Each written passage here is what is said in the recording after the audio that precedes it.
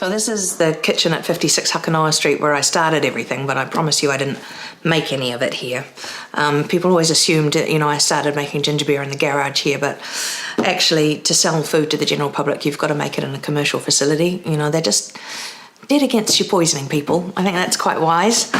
In a commercial kitchen, there's a whole lot of things that you wouldn't expect to find at home, like lino that runs up the wall so you can't leave any dirt in the corner when you mop, and stainless steel, absolutely everything, so everything can get completely sterilised.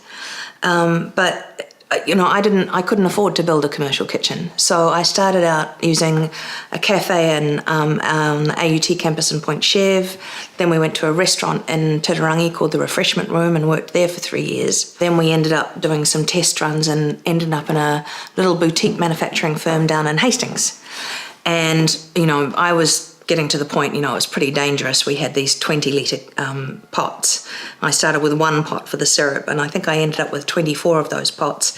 And the burn scars, that stuff when it spills, So it was quite good when I found Noel Crawford and his firm Aromatics down in Hastings. I met him in a place called Moore Wilson's. We were both doing tastings there together. And he'd just bought a 200-litre kettle and a pump so he could make his beautiful preservative-free tomato sauces really easily. And he said, I think I might be able to make your stuff. And it's ended up being the right way to go for us. So we use Aromatics down in Hastings and a boutique cider maker, Apple Tree Cider in Mount Maunganui, to brew and bottle all our ginger beer. But it's still an artisan product. I think everyone's used to mass production equaling evil.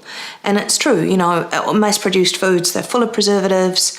Things like bread, once they started mass-producing that, you didn't get the nutrients out of it anymore, so they had to start piling, iron and vitamins back into it, by law, and that's why they've got all those additives.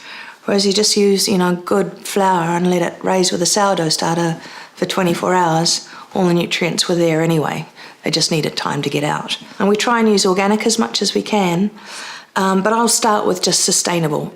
As more and more little artisan places have been able to make their stuff responsibly and well, you get stores like Moore Wilson's and Farrow Fresh opening up and supporting more and more local suppliers, which is really good because they're then influencing the supermarkets who are looking more and more for local producers as well.